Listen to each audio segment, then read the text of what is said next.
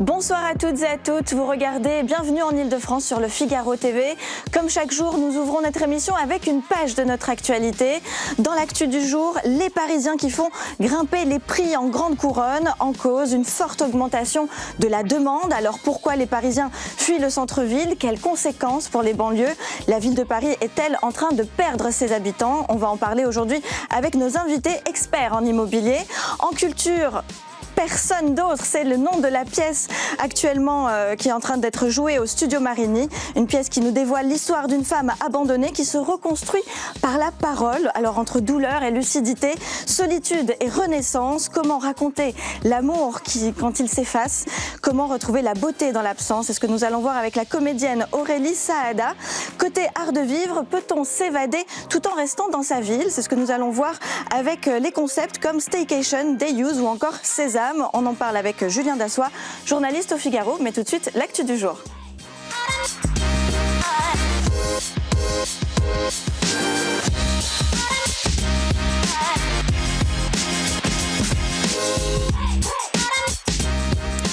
Alors de plus en plus de Parisiens fuient le centre-ville et ils font grimper les prix de l'immobilier en grande couronne. Alors quelles conséquences pour la ville de Paris qui se vide de ses habitants?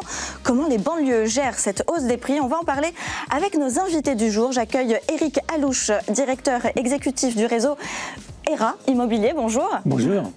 Corinne Joly, vous êtes présidente de PAP, particulier à particulier, bonjour. Bonjour. Jean-Louis Philippe, vous êtes courtier en immobilier, bonjour. Bonjour. Alors pour commencer, je vous propose d'écouter Rachida Dati. Depuis plusieurs années, à chaque rentrée scolaire, le constat est le même. Des écoles ferment parce que des familles quittent Paris. Voilà le constat.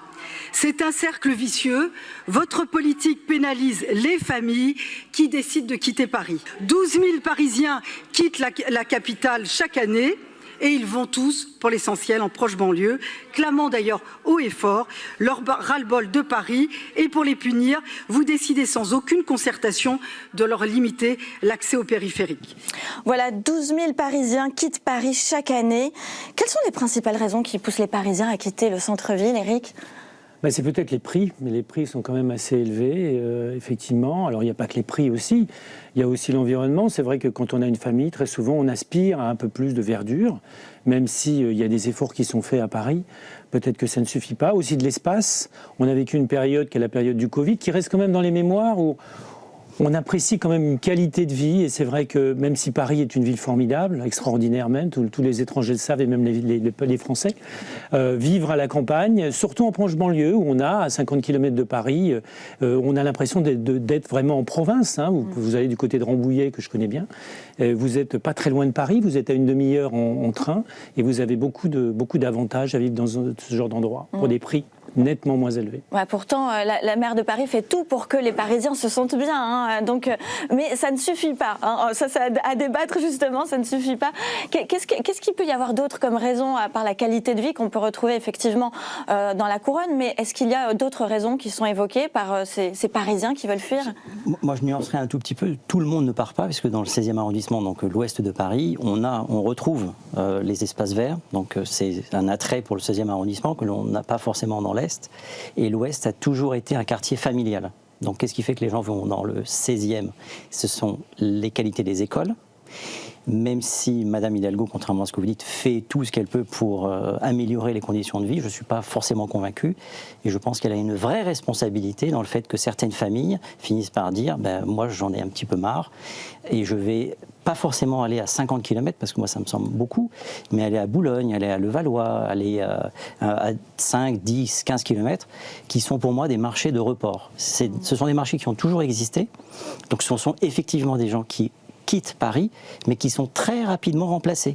Alors, ce n'est pas la théorie du grand remplacement, hein. Ce sont des gens qui viennent s'installer très souvent, qui viennent de l'Est, et qui vont s'installer dans une qualité de vie, ils recherchent une qualité de vie meilleure que l'on a dans l'ouest de Paris, pour le moment, tant que Madame Hidalgo nous laisse un peu tranquilles. Alors effectivement, l'objectif de Madame Hidalgo, c'était d'améliorer la qualité de vie, mais on voit que c'est un échec au final, puisque si les Parisiens partent, c'est qu'il y a un problème, non? Qu'est-ce que vous en pensez? Après, Madame Hidalgo n'est pas non plus complètement responsable de la hausse des prix, et moi je pense que c'est quand même le problème numéro 1, parce que la qualité de vie dépend aussi des prix, et notamment le problème des Parisiens et surtout des familles, c'est de ne pas pouvoir avoir un logement suffisamment grand par rapport à ses besoins. Quand on est avec 2 enfants dans 60 mètres carrés, on a un problème de qualité de vie. Et ça, on ne peut quand même pas décemment accuser la maire de Paris d'en être complètement responsable. C'est un problème en plus qui s'est accentué depuis la crise sanitaire parce que beaucoup de Parisiens télétravaillent. Et le télétravail demande plus de surface dans le logement. Donc il est très fréquent que finalement, les familles ne puissent pas avoir leurs enfants, leur bureau et un minimum d'espace de vie à Paris, ce qui les conduit à partir. Donc ça, je ne pense pas qu'elle en soit vraiment responsable. Les prix, à mon avis, s'ils diminuaient, mais il faudrait qu'ils diminuent beaucoup, certains reviendraient, parce qu'il y a quand même, vous l'avez dit, énormément d'atouts à Paris. C'est vrai qu'il n'y a pas forcément les espaces verts, mais il y a un accès facilité à la culture, il y a des services partout, enfin, ça a quand même des gros avantages et c'est un mode de vie qui correspond à certains. Nous, d'ailleurs, ce qu'on observe, c'est que c'est vrai que la majorité partent plutôt en proche banlieue, notamment parce qu'il y a des questions d'emploi. C'est-à-dire qu'ils ne quittent pas leur emploi, donc ils s'éloignent un peu, mais ils doivent quand même rester dans la zone. Mais ceux qui peuvent changer d'emploi, dans certains cas, partent dans une autre métropole. C'est-à-dire qu'aujourd'hui, nous, ce qu'on observe, c'est que la concurrence de Paris, ça peut aussi être à Lyon ou à Bordeaux, où on va retrouver un mode de vie analogue en termes de sortie, de culture, etc., mais sur des prix où on est 30-40% moins cher, même un peu plus. Donc on va pouvoir avoir la surface qu'on veut. Parce que c'est ça le problème des familles aujourd'hui, c'est grosso modo d'avoir 80 à 100 mètres carrés. D'accord, donc il y a une question effectivement de surface, mais il y a peut-être aussi une question de bien-être au niveau de la sécurité, au niveau de la vie quotidienne. On peut peut-être laisser plus facilement ses enfants aller à l'école à pied quand on habite en proche banlieue, peut-être un peu plus difficilement au centre de Paris. Qu'est-ce que vous en pensez ? Moi j'en pense, il suffit d'aller regarder l'actualité. Quand vous voyez que des parents sont obligés de faire accompagner leurs enfants dans le 19e arrondissement pour aller à l'école, qui sont encadrés par de la police municipale pour ne pas être agressés par des gens qui sont sous le crack, moi, si j'habitais dans le 19e, et il y a des gens qui habitent dans le 16e arrondissement, qui ont quitté le 18e arrondissement, non pas pour des problèmes de prix, parce qu'ils habitaient dans une maison. Alors, il ne faut pas dire que le 16e est plus cher forcément que le 18e. Quand vous habitez dans une maison, ce sont des micro-marchés. Eh bien, elle a quitté le 18e arrondissement, et n'est pas la seule, pour venir s'installer dans le 16e arrondissement pour éviter que ces enfants prennent éventuellement le risque d'une mauvaise rencontre. Et ça, je suis désolé, mais c'est la politique de la ville de Paris qui cherche à disséminer, et on peut en parler si on parle de sécurité, des centres d'accueil pour craqueux, par exemple. Il suffit d'aller regarder Porte de la Chapelle. Si vous habitiez Porte de la Chapelle il y a 30, 40 ans, 50 ans, eh bien, quand le crack arrive, avec la colline du crack, vous n'avez peut-être pas forcément envie que vos enfants habitent en face de la colline du crack. Donc vous allez naturellement préserver votre famille. Vous habitiez peut-être... moi, j'ai des gens qui ont été élevés dans 60-70 mètres carrés. Ça leur va très bien. On n'a pas tous besoin d'habiter dans le Perche, dans 200 mètres carrés pour avoir un espace vert. C'est là où je ne suis pas totalement d'accord avec vous. Alors, c'est vrai, alors, je pense que c'est multifactoriel, on va dire. Hein. On est d'accord, c'est quand même pas un seul facteur. C'est vrai qu'il y a la hausse des prix au centre de Paris, qu'on a peut-être besoin de plus d'espace. Il y a une question de sécurité. Il y a une question, comme vous le disiez aussi, tout simplement de qualité de vie. Ce qui peut être aussi impactant pour la ville de Paris, c'est que s'il y a une fuite, on va dire un petit peu comme dans les entreprises, on parle de fuite des cerveaux aussi, s'il y a une fuite aussi des Parisiens, quel constat et quel impact, par exemple, sur la culture à Paris ? On peut aussi constater que ça peut être compliqué. Est-ce que, par exemple, la proche banlieue met des dispositifs en place pour attirer un petit peu plus les Parisiens ? Que font-ils exactement pour les attirer ? Je ne pense pas qu'il y ait une volonté spécifique de les attirer. Je pense qu'ils viennent tout seuls. Alors, ce serait intéressant de faire une enquête là-dessus. Sincèrement, je ne l'ai pas faite. Mais je pense qu'ils viennent tout seuls. Mais la raison majeure, à mon sens, c'est une question de prix. Parce qu'effectivement, Paris est une ville formidable. Franchement, effectivement, il y a des inconvénients. Il y a certainement la colline du crack, il y a d'autres cas. Mais effectivement, mais Paris, on peut quand même se promener le soir à Paris. On risque pas de se faire agresser tout le temps. Alors, je suis peut-être un mauvais exemple, mais où j'ai beaucoup de chance. Mais quand même, Paris, il y a quand même plein d'atouts de vivre à Paris. Si on s'en va de Paris aujourd'hui, c'est pour les raisons qu'on a évoquées, qui sont multifactorielles, comme vous indiquez. Mais une des raisons majeures, effectivement, c'est le prix de l'immobilier. Quand vous voyez que vous avez accès ou la possibilité d'avoir une superficie beaucoup plus grande en proche banlieue. Alors même si on peut vivre dans 70 mètres carrés, effectivement, dans une famille, mais c'est plus facile de vivre dans un 200 mètres carrés que dans un 70 mètres carrés, surtout qu'on a des enfants, et surtout des petits-enfants, parce que quand ils crient dans 70 mètres carrés, ça peut être un peu compliqué. Donc, et c'est normal que les enfants crient, encore là aussi. Donc il y a aussi ce côté-là. Mais aujourd'hui, on est dans une situation qui, de fait, compte tenu de l'espace forcément réduit sur Paris, a une augmentation des prix qui est mécanique. Alors comment faire pour la freiner ? C'est très difficile. Donc je pense que de toute façon, mécaniquement, ça va continuer de toute façon à ce que Paris continue à monter en termes de prix, tout simplement parce que l'espace est réduit, parce que ce qui est rare est cher. Donc ça, c'est un adage et quelque chose qui est toujours vrai et qui se vérifie toujours. Donc ça ne va pas s'arrêter. Donc investir à Paris reste une excellente chose, même si effectivement, c'est bien aussi pour ses enfants et pour sa famille d'habiter un peu plus loin. Alors, qui dit plus de demande dit hausse des prix, puisque effectivement, les Parisiens qui vont choisir d'être plutôt dans la grande couronne, un petit peu en banlieue, augmentent les prix de ces banlieues et de l'immobilier. Comment font-ils face, en fait, aussi ces banlieues pour accueillir toutes ces nouveaux Parisiens et puis pour faire face justement à la hausse des prix aussi qui sont complètement concernés? La hausse des prix, après, il faut toujours avoir en tête que les acheteurs en sont mécontents, mais les propriétaires en sont relativement satisfaits. C'est-à-dire que les propriétaires se disent mon bien prend de la valeur, etc. Donc la hausse des prix, il faut bien avoir en tête que ce n'est pas un problème pour tout le monde. C'est un problème pour la moitié acheteur et ce n'est pas un problème pour la moitié vendeur qui est content que les biens aient pris de la valeur.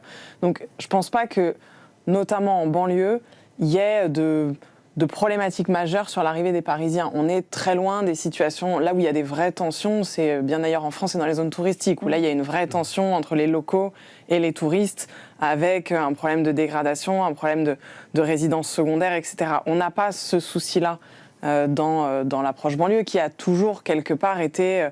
Toute l'Île-de-France vit sur le bassin d'emploi francilien et donc c'est entendu que c'est une espèce de parcours résidentiel, de démarrer ses études à Paris en locataire, puis de s'éloigner au fur et à mesure qu'on a besoin de quelque chose de plus grand. Je voudrais juste revenir sur ce qui a été évoqué sur la sécurité. Je pense que c'est vrai, mais c'est sur des quartiers locaux, c'est-à-dire que ça a un impact local. Et quand on regarde les fermetures d'écoles, les fermetures de classes, on se rend compte que des arrondissements pas du tout concernés ont à peu près autant de fermetures de classes. Quel quartier ? Par exemple, le 5e arrondissement de Paris, il y a des fermetures de classes, alors que c'est un quartier qui n'est pas du tout concerné par les problèmes de sécurité. Donc on voit que malgré tout, c'est vrai que c'est multifactoriel. La sécurité dans certains quartiers joue très clairement. Il y a des quartiers qui se sont vraiment dégradés, mais le reste est quand même aussi assez important. Et dans les quartiers où il n'y a aucun problème, comme vous avez cité le 16e, le 5e, etc., c'est des quartiers où il n'y a pas de problème de sécurité, les familles partent aussi. Oui. Je peux vous en parler, puisque on a lutté contre l'installation d'un centre de crack en plein milieu de 10 000 enfants, en plein milieu de toutes les écoles, les meilleures écoles du 16e. Les gens sont quand même inquiets. Et vous avez des parents qui vous disent, écoutez, voilà, qu'est-ce que ça va devenir ? Si ça s'implante définitivement, on partira. Donc on ne peut pas dire, c'est peut-être un épiphénomène, mais on ne peut pas dire que la sécurité ne soit pas au cœur de la pensée de déménager de ces familles-là, qui disent, pour certaines, c'est on très est d'accord, clairement un problème. Oui, pour certains, c'est très clairement un problème. On ne peut pas généraliser et dire que chaque Surtout quartier, et le 16e a la chance d'être le quartier le plus étendu de Paris. Donc effectivement, si vous parlez de l'Étoile, ou vous parlez de la porte de Saint-Cloud, je vous invite à venir vous balader, puisque vous vous baladez le soir, allez vous balader porte de Saint-Cloud, vous verrez que les dealers porte de Saint-Cloud n'attirent pas forcément une hausse des prix, mais au contraire une baisse des prix. Après, à se demander si c'est organisé ou pas, je ne sais pas, ça c'est de la science-fiction, mais il y a quand même, c'est multifactoriel, et là on est vraiment, je pense, tous d'accord là-dessus. Alors il y a aussi une délocalisation qui se fait aussi en dehors de centre-ville. Là on parle du 16e arrondissement, on parle des arrondissements de Paris. Mais par exemple, il y a 10 000 personnes qui quittent les Hauts-de-Seine pour s'installer dans les Yvelines. Et puis il y a 5 000 personnes qui quittent les Yvelines pour s'installer en Eure-et-Loire chaque année. Donc en fait, il y a, à chaque fois, on dirait qu'on quitte de plus en plus. Voilà. C'est de l'étalement urbain et ça s'accentue avec le télétravail. Oui. C'est ce que j'évoquais, c'est qu'effectivement, on peut bien vivre dans 70 mètres carrés, mais si c'est un couple et que les deux télétravaillent, le besoin en surface a augmenté ces dernières années à cause du télétravail.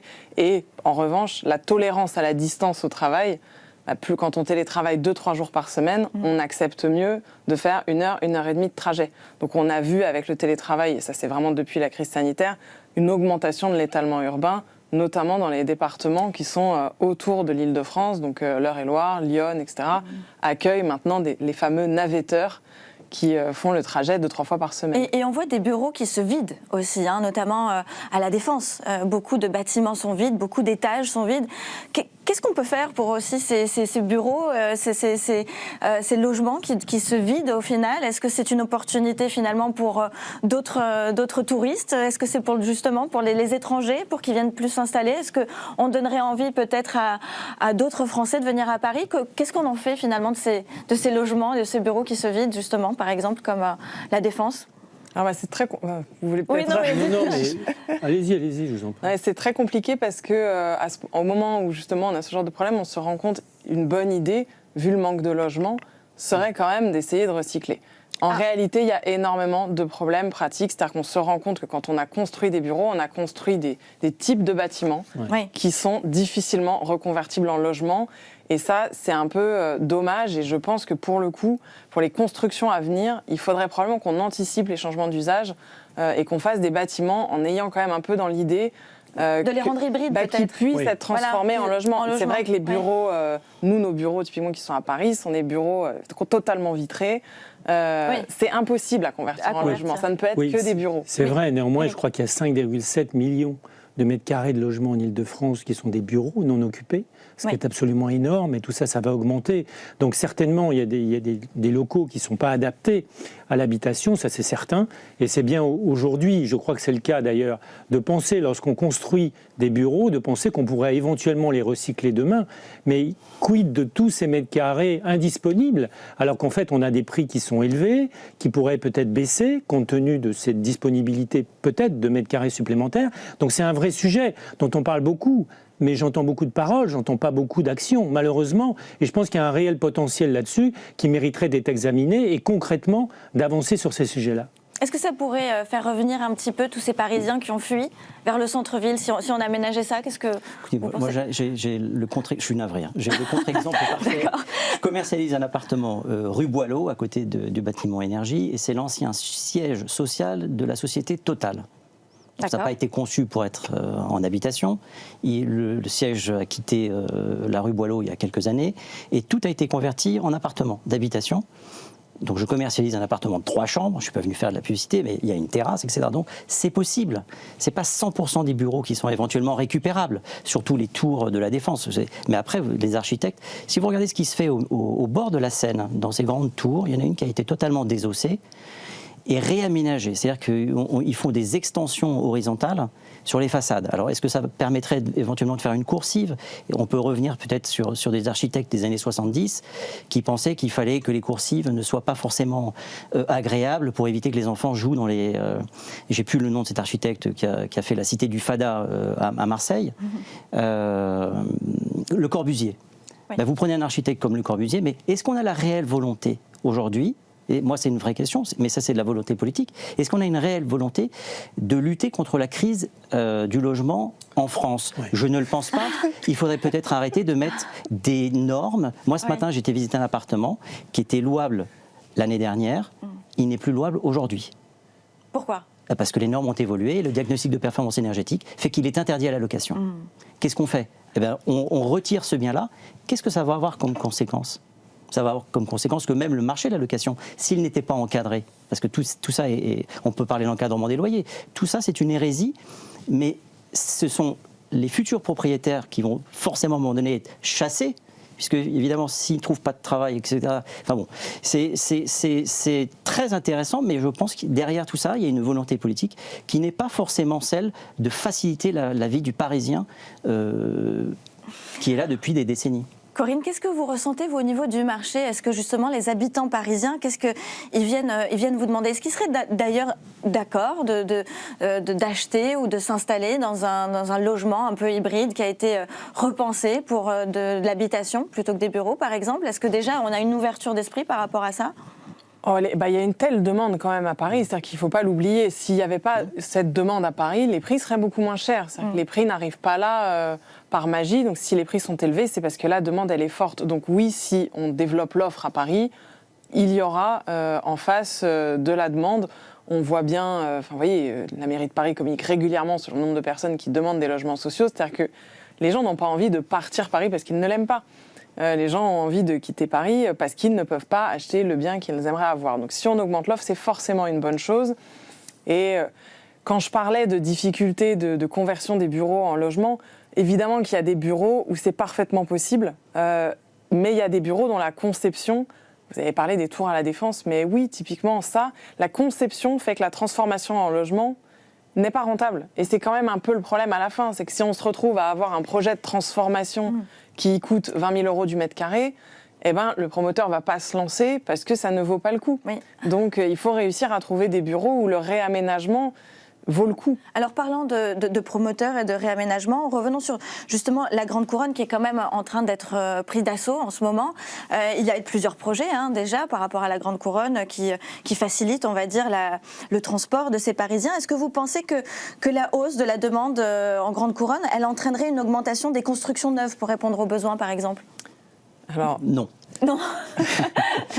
Non. On va dire qu'en ce moment, le marché du neuf est quand même en grande difficulté.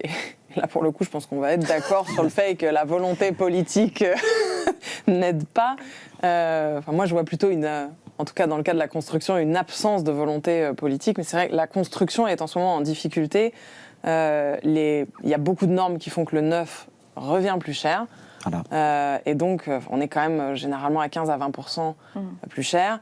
Il y a eu... Alors, finalement, le PTZ, le prêt à taux zéro, est élargi, ça très bien. En revanche, il y a la suppression du dispositif Pinel qui a fait complètement réduire le nombre d'investisseurs. Donc là, il y a un problème. Ce n'est plus très rentable pour les investisseurs d'acheter dans le neuf.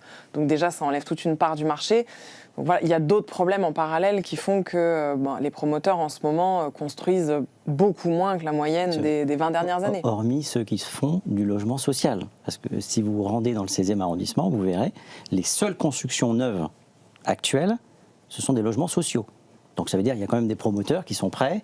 Alors je ne connais pas les coûts de construction, mais je pense que ça, pour la ville de Paris, c'est pas un problème. On est prêt à surpayer et à faire construire. Alors peut-être que c'est bien de faire du logement social, mais on pourrait peut-être aussi aider les promoteurs privés à ne pas subir, comme les agriculteurs, des normes qui les étouffent. Parce qu'il n'y a pas que le coût de la construction, il y a toutes les normes qu'il faut respecter. Et donc c'est là où je suis d'accord avec vous. Il n'y a peut-être pas une volonté politique derrière de faciliter les choses. Non mais là-dessus on est totalement d'accord. C'est normal qu'on ait des avis divergents justement, Éric. Oui. Alors moi je dirais on ne peut pas avoir que du logement social, ça c'est certain. Oui, parce qu'au final on dirait que c'est la priorité, alors que bon, pas de les Paris. Oui. Le problème que nous avons depuis très longtemps, c'est qu'il y a une absence de plan, il y a une absence de vision.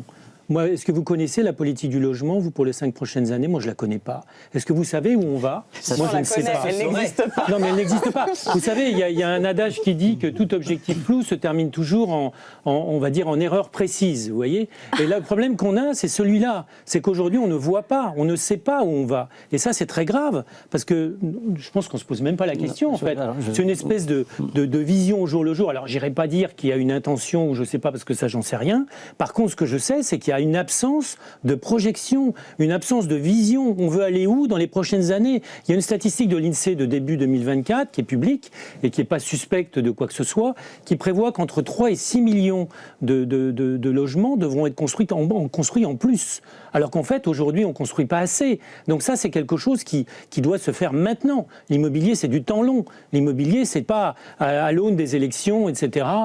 C'est quelque chose qui doit s'organiser et qui n'est pas politique, qui est transpartisan, qui concerne tous les gens, tous les Français. Si on ne peut pas se loger, c'est un problème pour tout le monde, au-delà des opinions politiques. Donc c'est extrêmement important de se saisir de ce sujet-là aujourd'hui. Je nuancerai, je permettrai juste de dire, ça ne devrait pas être politique. Pourquoi ça ne devrait pas être politique? Parce qu'aujourd'hui, monsieur dit qu'on ne sait pas, mais moi, il suffit d'aller regarder les chiffres, je ne les ai pas par cœur, mais vous regardez la volonté de la mairie de Paris, c'est de développer l'habitat social, en disant dans tel quartier il n'y a que 3%, il faut monter à 10%, dans tel quartier vous êtes à 8%, il faut monter à 10%. Il y a une vraie volonté politique. À la mairie de Paris, oui, il y a une vraie volonté politique, mais à l'échelle du pays, Il y a surtout Mais le sujet, une c'est- absence de politique du Une absence logement. d'action. 7 ministres du logement en 7 ans. Ah ben non. Mais ça, Il y a des ministres très sympathiques au demeurant qui Très sont toujours sympathiques, d'accord avec on en a tout, rencontré mais qui font rien. Mais qui font rien tout simplement parce que ça vient de plus haut. Et comme on a, Oui, c'est ça. on a un pouvoir qui est très vertical et puis on est depuis un donc petit bien moment. d'accord que c'est une volonté politique qui fait que nous en sommes aujourd'hui. C'est-à-dire, chef, on va où? On ne sait pas. Oui, une Alors, volonté comment politique ou une agissent absence de les volonté. agences pareil. immobilières, le secteur, les professionnels de l'immobilier, comment vous gérez ça justement avec à la fois la politique, l'actualité, les demandes, comment ça se gère, comment ça s'anticipe? Est-ce que vous conseillez d'ailleurs toutes ces personnes qui viennent vous voir en disant je ne sais plus où habiter, est-ce que c'est mieux d'habiter en banlieue, est-ce que c'est mieux d'habiter dans le 16e? Comment vous les conseillez? Eric, par exemple. En les écoutant. En général, les gens, quand ils viennent vous voir, ils savent un petit peu où ils veulent habiter, parce qu'ils viennent voir une agence qui est proche de l'endroit où ils veulent habiter. Donc, ils connaissent l'endroit, ils connaissent la zone. Après, est-ce qu'ils ont le budget? Ça, c'est autre chose. Donc, il y a une découverte, évidemment, qui est faite vis-à-vis du vendeur, du vendeur déjà, et puis de l'acquéreur ensuite, pour correspondre aux besoins des gens. Parce que le but du jeu, c'est d'aider les gens à accomplir leurs besoins de se loger, si vous voulez. Donc, les conseillers, c'est ce que nous faisons tous les jours. C'est la raison d'être de l'intermédiation, c'est de conseiller les gens, c'est pas uniquement de prendre des honoraires, c'est aussi de faire un travail d'accompagnement. Oui, alors après, on peut aussi avoir des personnes qui peuvent hésiter, par exemple, à être plus du côté du 16e ou être plus du côté de Vincennes. On cherche une qualité de vie, on cherche à s'extraire un petit peu des deux côtés. Il y a aussi, on attend de la part des professionnels un peu plus d'informations, une vision. Évidemment, mais non. moi j'ai des clients qui sont américains et qui cherchent un petit pied-à-terre. Alors, c'est pas eux qui vont faire que les Parisiens vont fuir Paris. Est-ce que le petit pied-à-terre, c'est 150 mètres carrés? Oui, voilà, c'est ça. Voilà. Ils sont dans le pétrole à Las Vegas. Non, c'est 20 à 30 mètres carrés. Et la personne me dit, ben voilà, j'ai vu une émission, c'est fantastique, je voudrais le 20e, qu'est-ce que vous en pensez? Alors, je dis, ben, si je peux me permettre, allez regarder tel site, tel site, tel site, les sites existent, et regardez un petit peu ce qui se passe. Moi, je vous déconseillerais d'aller vous installer dans l'est de Paris de façon large. Venez plutôt dans l'ouest, je prêche pour ma paroisse, mais pas que, parce que objectivement, si vous regardez ce qui se passe dans l'est, ce n'est pas ce qui se passe dans l'ouest. D'accord, donc voilà. Mais ils donc attendent il y a un rôle de conseil, voilà, de dire, écoutez, vous avez peut-être l'image d'Épinal, c'est fantastique, vous êtes à la Moussaïa, dans les maisons du 20e, mais c'est pas les maisons individuelles, les anciennes maisons d'ouvriers qui sont à la Moussaïa, c'est pas tout le 20e arrondissement. Mais quand vous êtes aux États-Unis et que vous avez pas forcément un professionnel sérieux comme monsieur, ou peut-être comme moi, ou comme madame qui va conseiller particulier, mais oui, bien sûr, venez, c'est fantastique, et vous vous retrouvez dans une zone compliquée, pour pas dire autre chose, on a un vrai rôle de conseil, mais je suis d'accord avec monsieur, le client qui vient vous voir aujourd'hui, vous, qui va mettre en vente par le particulier, quelle erreur, je plaisante bien évidemment, on est là pour lui dire, l'accompagner dans son projet. Merci infiniment pour ce débat passionnant. En tout cas, on invite les téléspectateurs à ne pas trop quitter Paris quand même, parce que c'est une belle ville, hein, on est d'accord? Absolument. Voilà, merci infiniment. On passe tout de suite à la culture.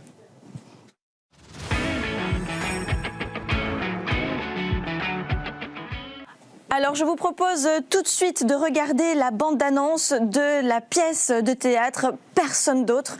Regardez tout de suite ce chef-d'œuvre réalisé justement, incarné par Aurélie Saada.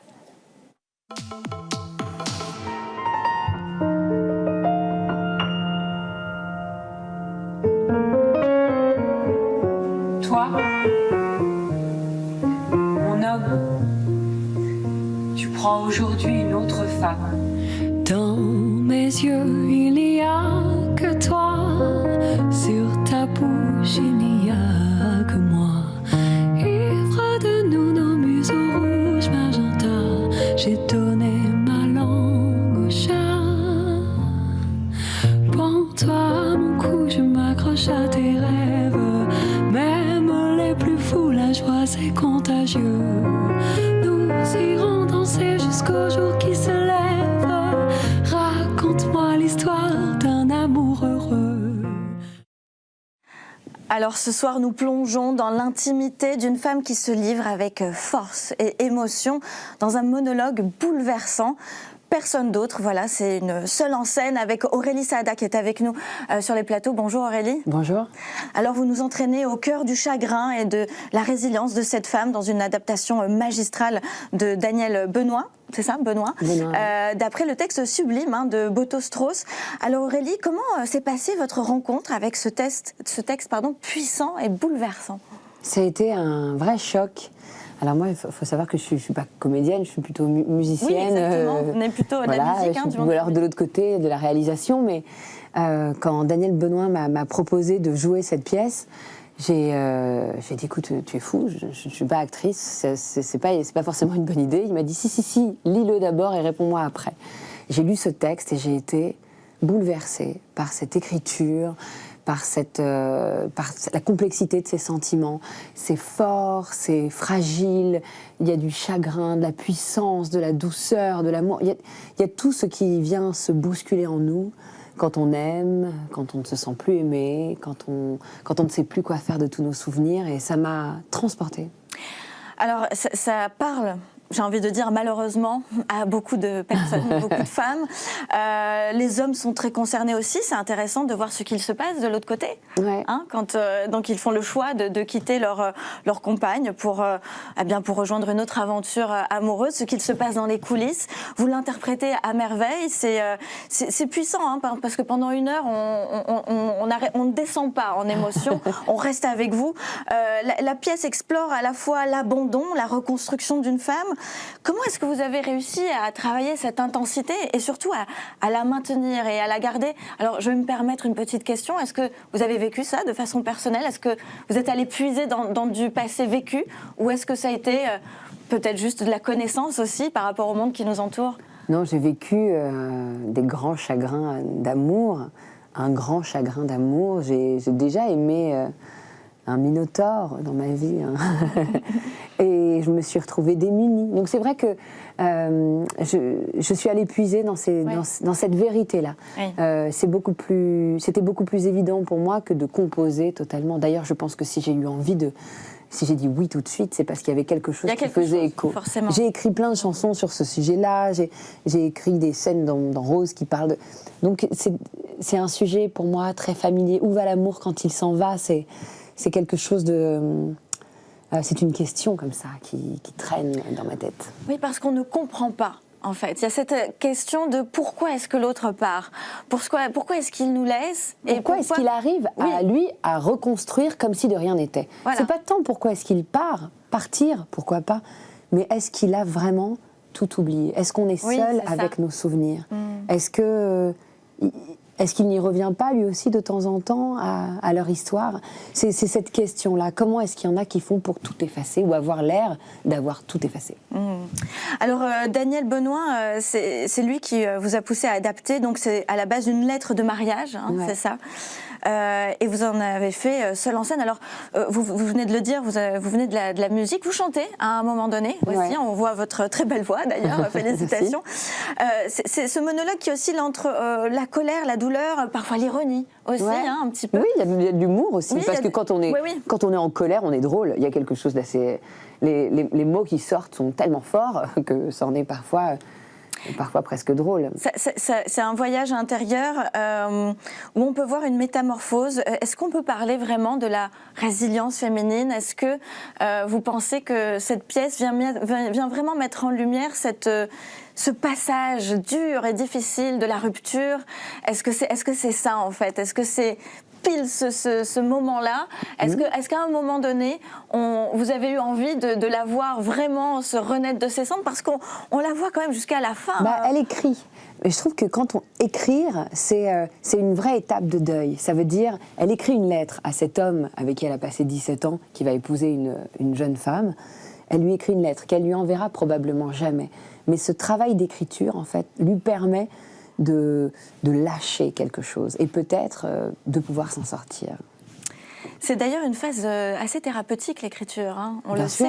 Bien sûr. On le Surtout sait. quand on affronte la vérité et la complexité de ce qu'elle ressent. Parce que à la fois, elle est heureuse de ne plus être avec lui et il lui manque. Il y a toute cette complexité-là. Elle sait qu'il l'écrasait et en même temps, elle l'aime encore. Il il y a C'est la quelque phase de deuil. Hein. C'est le deuil. C'est ce combat qu'elle a avec elle-même, de vouloir se sortir de cette histoire. Et je pense que parce qu'elle fait ce travail-là, elle, de deuil, elle s'en sort. Peut-être que lui s'en sortira moins. Peut-être que ça ne se voit pas tout de suite, mais peut-être qu'il aura les répercussions plus tard. Intéressant ce que vous dites, parce qu'effectivement, déjà, vous mettez en lumière la puissance de l'écriture pour la phase de deuil.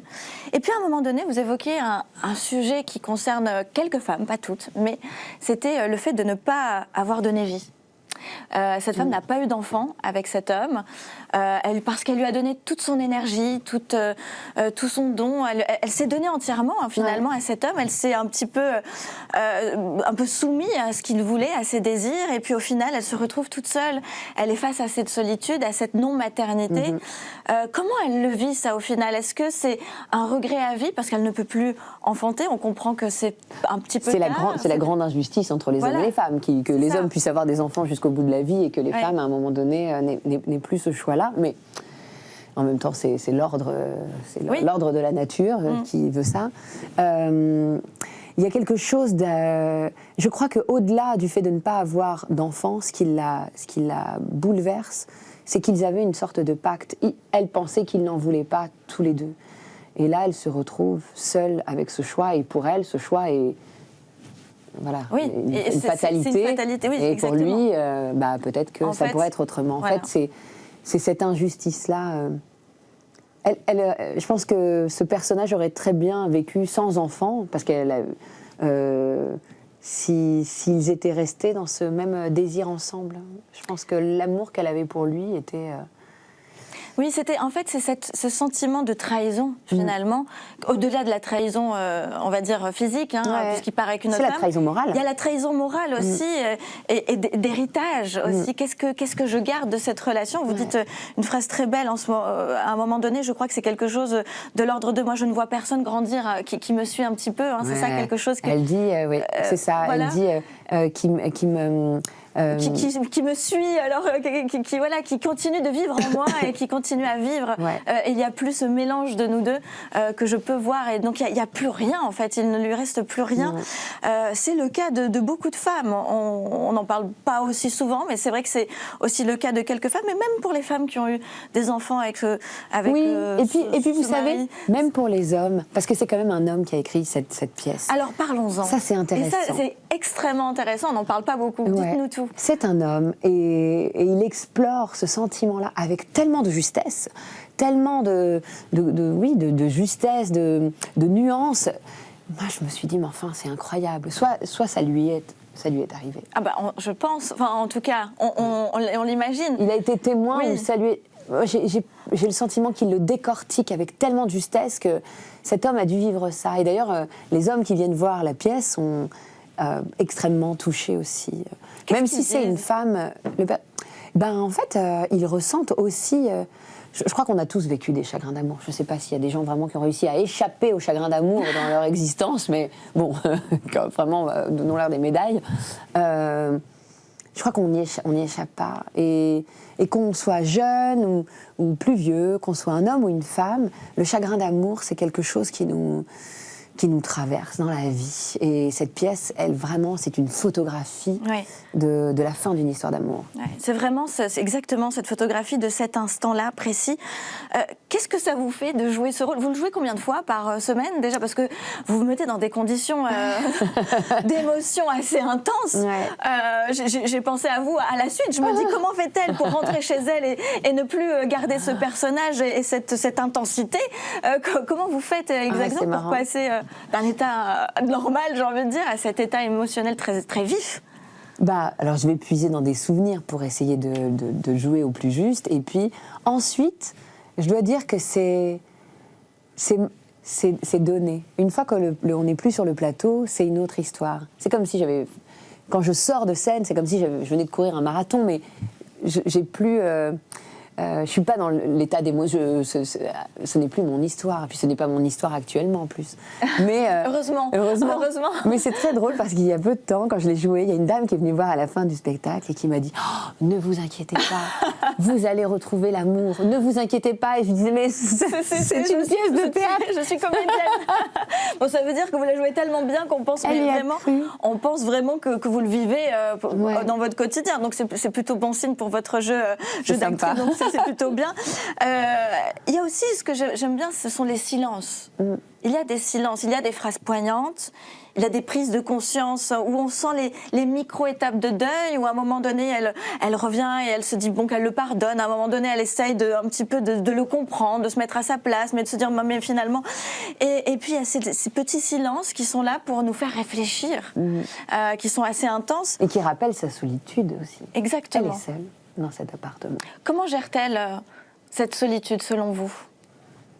Ou comment est-elle prête à la gérer ? En tout cas, elle se bagarre avec. Elle se bagarre. Moi, ce que j'aime vraiment chez ce personnage et ce qui me donne beaucoup d'espoir dans cette pièce, c'est que c'est une femme qui est en bagarre contre. Elle veut s'en sortir. Elle veut. Donc, mais elle affronte le vrai. C'est ce qui est très intéressant. Mais et puis, elle est seule, en fait. Et c'est vrai aussi qu'elle est seule. Elle est seule chez elle. Elle est seule dans sa tête. Elle est seule avec cette solitude, elle est seule face à cet homme qui va se remarier, cet homme qui lui semblait être sa maison et qui va construire une autre maison avec une autre femme. Et tout d'un coup, c'est très étrange quand on a aimé quelqu'un, qu'on a vécu avec lui, qu'on a dormi avec lui dans le même lit tous les soirs, qu'il était nos bras, notre oreiller, notre drap, notre toit, notre maison, et de se dire que cette personne qui nous semblait éternellement... solide et la personne la plus solide et la plus proche de nous. Comme on imagine. S'en va construire ça ailleurs. Ouais. C'est très difficile à... C'est une part de soi, en fait, qu'on imagine laisser chez l'autre et qu'on a du mal à récupérer. Et l'écriture l'aide, en fait, à se retrouver, à récupérer cette part d'elle-même qui est en fait en lui. Et elle la récupère grâce à l'écriture. Et c'est ce qui... On le devine que cette thérapie par l'écriture la transcende, finalement. Oui, c'est ce qui la sauve. Mais je crois que l'écriture sauve de toute façon. L'écriture sauve, effectivement. Qu'est-ce que vous souhaitez que le public retienne en sortant du studio Marigny après avoir vu personne d'autre ?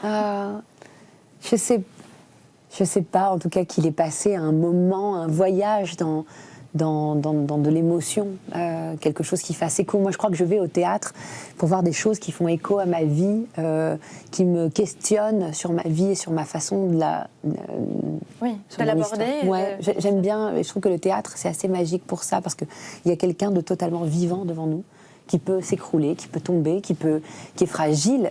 Et il y a quelque chose qui me touche. Moi, quand je vais voir des acteurs au théâtre, vraiment, je suis extrêmement sensible à ça.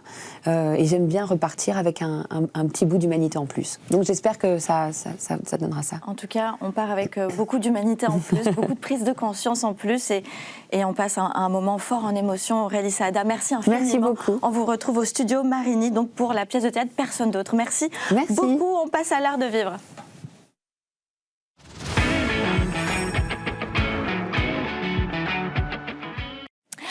Les hôtels ne sont plus seulement des lieux où l'on dort. Non, ça c'était une autre époque. Aujourd'hui, on y va pour quelques heures, pour en profiter, pour un spa, un déjeuner gastronomique ou tout simplement un moment de détente. Julien Dassois, bonjour. Bonjour. Vous êtes journaliste au Figaro. Vous avez un petit peu enquêté sur ces plateformes qui nous permettent de consommer des voyages de luxe sans quitter Paris, sans quitter un autre quartier, j'ai presque envie de dire.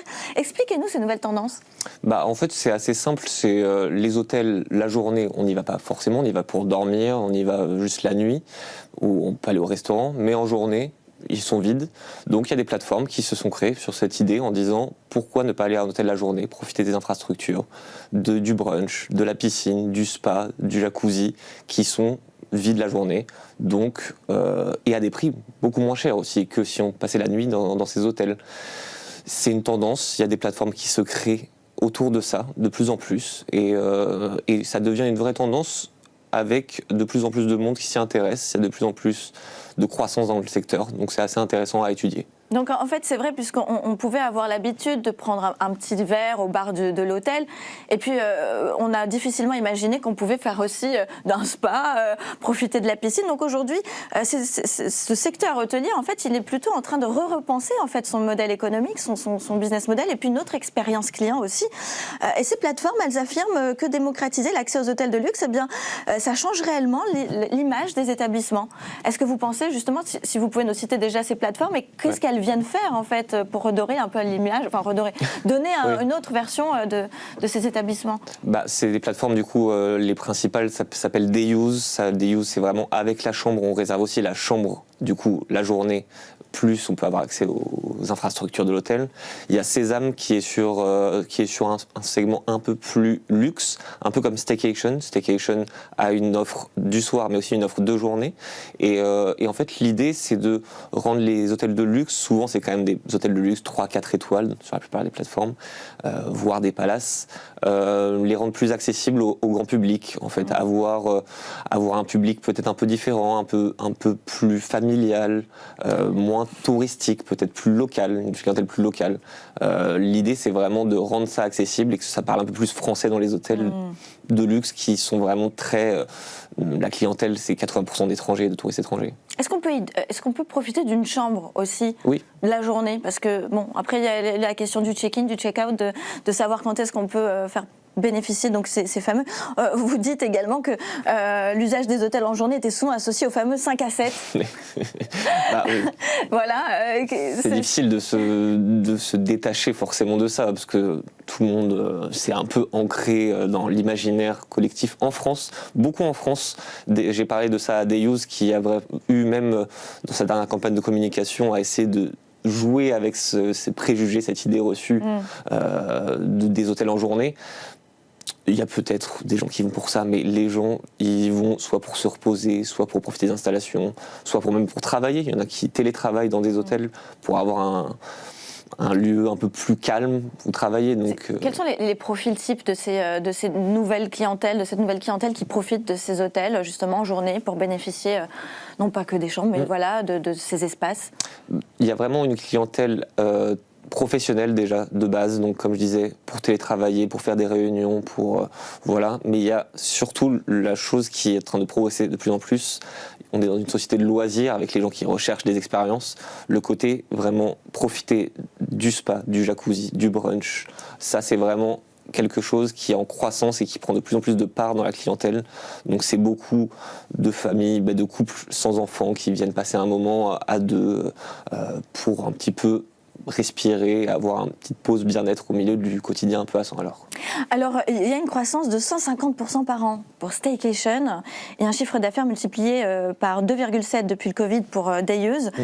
Est-ce qu'on peut dire qu'il y a un nouveau business model beaucoup plus durable par ces hôteliers qui offrent ce type de service? Est-ce que pour eux, c'est un petit peu le nouvel Eldorado que de proposer ça? C'est peut-être pas Eldorado, c'est peut-être un peu fort, mais en tout cas, ça met, entre guillemets, du beurre dans les épinards. D'accord. Parce que y a quand même...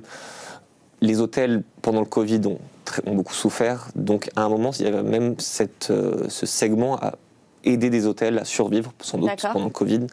Maintenant, on parle de 4, 5, 6, peut-être 10% de leur nuitée, entre guillemets, qui viennent de ces plateformes. C'est quelque chose qui est peut-être mineur, mais en tout cas qui aide les hôtels à survivre et à se donner aussi une nouvelle image, en fait, tout simplement. Alors, il y a certains hôtels qui ne choisissent de passer des offres en direct et pas forcément passer par ce type de plateforme. Quelle est la différence?